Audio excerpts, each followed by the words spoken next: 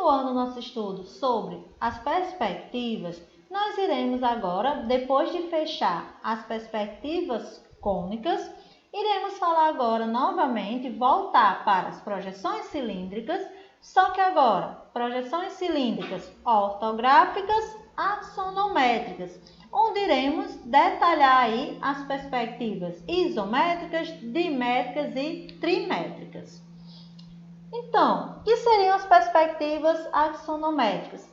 Nada mais é do que uma forma de representação do objeto em um plano com uma aresta frontal, tendo aí duas direções para representar aí profundidade, que seria o comprimento, e largura. Então, eu tenho minha aresta frontal na vertical perpendicular à linha de terra, que vai me dar a noção de altura do meu objeto. Tenho aresta de profundidade para um lado, dando a noção de comprimento do meu objeto, e aresta de profundidade para outro lado, dando a noção de largura do meu objeto. Então, ela pode ser dividida, aí com três partes, construída aí a partir de três eixos. Então, eu vou ter, por meio de ângulos diferenciados, tá? Eu vou ter a perspectiva isométrica, onde eu tenho os três ângulos aí iguais, Eu tenho os três eixos com três ângulos iguais. Perspectiva dimétrica, onde eu tenho dois ângulos iguais e um terceiro diferente. E perspectiva trimétrica, onde eu tenho os três ângulos aí diferentes. Então, dependendo aí de como vão se comportar os meus três eixos e também o tamanho, a questão da angulação, eu vou ter três tipos de perspectivas axonométricas. Então, o que é que a gente pode também definir? Que para cada ângulo há uma redução a ser aplicada. Então, se eu tiver a perspectiva dimétrica ou trimétrica, eu vou ter que aplicar aqui uma redução para, digamos, corrigir a deformação que esse ângulo vai me dar ao meu objeto.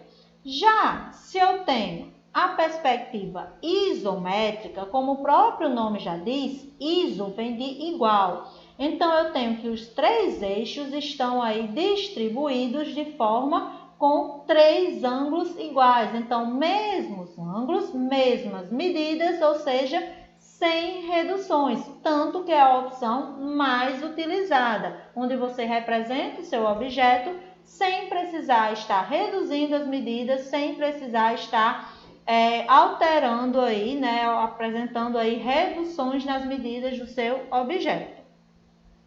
Então, falando especificamente da perspectiva isométrica, essa representação é decorrente da projeção cilíndrica ortogonal, como a gente já viu, onde os três eixos, ou seja, largura, altura e profundidade, formam entre si ângulos iguais, Por isso que a gente diz que é uma perspectiva isométrica, porque eu tenho o meu eixo isométrico com os três ângulos iguais.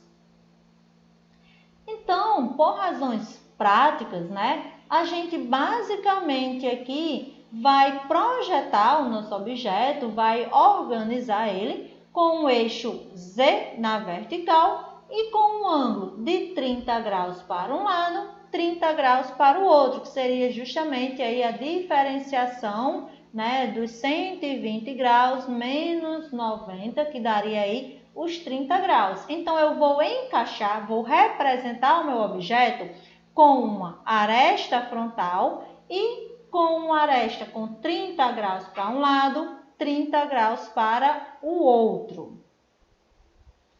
Então, eu vou ter linhas isométricas, que são linhas paralelas aos eixos isométricos, e essas linhas vão estar em verdadeira grandeza, que podem ser medidas aí tranquilamente com a régua.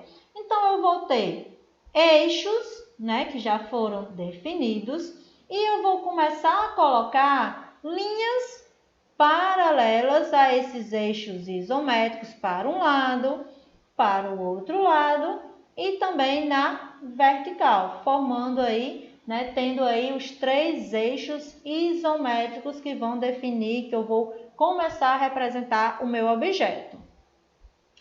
Essa perspectiva, né, esse tipo de perspectiva é uma perspectiva de fácil elaboração aí do desenho, né, como também da leitura, do formato do objeto, justamente porque ela não vai apresentar redução, ou seja, todas as linhas isométricas vão estar em verdadeira grandeza.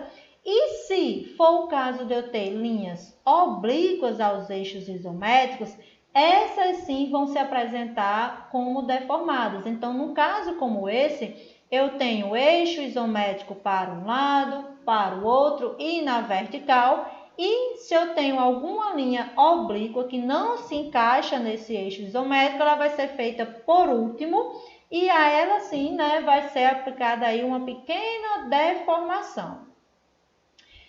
Esse tipo de perspectiva é muito utilizada principalmente para desenhos mecânicos, mas nada impede que ela seja ainda representada aí, né, utilizada para a representação de edificações e até mesmo para a questão de ambientes internos, né? Se eu quero demonstrar o ambiente interno de uma determinada construção, de uma determinada edificação, também posso representar tranquilamente por meio de perspectiva isométrica.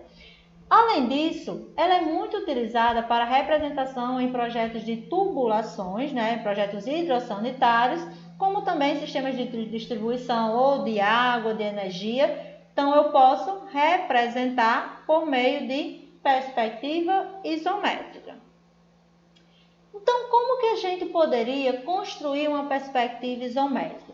O primeiro passo seria traçar um segmento de reta horizontal, seria aí nossa linha de terra, digamos assim. Vou marcar um ponto zero, né, uma origem, tá? Que vai dar justamente aí, né, origem aos meus eixos. Então, vai ser onde eu vou começar a delimitar a profundidade para um lado e para o outro do meu objeto, como também a aresta vertical que vai ficar encostada aqui na minha linha horizontal. Lembrando, perspectiva isométrica sempre vai ser 30 graus para um lado, 30 graus para o outro.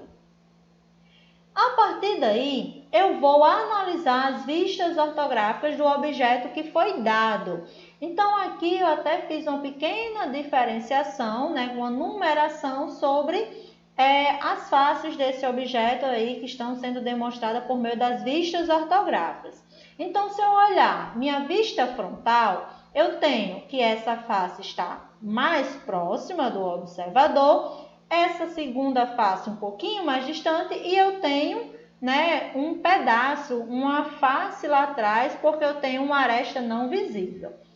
Se eu olhar a vista lateral direita desse meu objeto, eu tenho que ela está com essa face toda no mesmo nível, não tem nada nem mais próximo nem mais distante.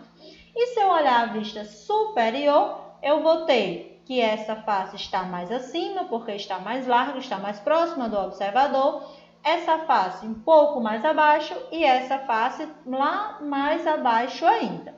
Analisando as vistas ortográficas, eu vou passar a construir o meu objeto. Então, eu construí aqui, né, que seria um sólido, com o comprimento total, 6, com a altura total, 3 e a largura total. Então, eu tenho meu eixo vertical, 30 graus para um lado, 30 graus para o outro, e eu construí esse sólido com as principais dimensões aí do meu objeto que eu estou querendo desenhar. Depois que eu faço isso, eu vou começar a representar as faces do objeto. Então, na vista frontal, eu peguei esse pedaço que tinha 1 de altura por 3. Então, eu já tinha delimitado 3 e delimitei 1 de altura. Fiz essa minha primeira face, né, que seria aqui essa face 1. Peguei a vista lateral direita, que iria ficar aqui a lateral direita do meu objeto, e representei aqui, por meio das medidas, o que eu estou vendo. E aqui na vista superior, representei essa parte mais acima, essa face 5, que também já está aqui representada. Feito isso, eu vou apenas desenhar linhas paralelas ao que eu já tenho. Então, se aqui eu tinha 3, eu desenho uma linha paralela a esta com 3 unidades. E vou fechar aqui com esta linha paralela à da frente aqui também com 3 unidades. Se eu já tinha feito esta altura, determinado esta altura, eu vou apenas fechar aqui, determinando esta face. E aqui atrás também eu vou colocar uma linha paralela a esta anterior, que já estava representada, com tamanho 3, e vou fechar aqui, que seria 1,5. Obviamente que eu não estou representando 1,5 porque ficou escondido, né? Ficou atrás, então eu apago aqui o que eu não estou vendo. Depois que eu faço isso, apago as linhas auxiliares que eu fiz, faço todo um acabamento do desenho final, né? Vou identificar e colocar a escala que foi utilizada. Então, aqui seria mais um exemplo, né? Se eu tenho o meu objeto, eu posso representar ele tanto por meio das vistas ortográficas, como também da perspectiva isométrica. Além disso, vale salientar que eu também posso ter, né, o meio mais comum de representar a perspectiva isométrica é com a vista frontal, superior e lateral direita a mostra. Mas nada impede que eu represente por meio de vista frontal, superior e lateral esquerda, vista frontal, inferior e lateral direita, frontal, inferior e lateral esquerda. Vai depender aí do que você está querendo de fato representar, mostrar com relação ao seu objeto. Então, finalizamos o conteúdo de perspectivas isométricas e até a próxima videoaula, onde iremos finalizar aí com as perspectivas cavaleiras.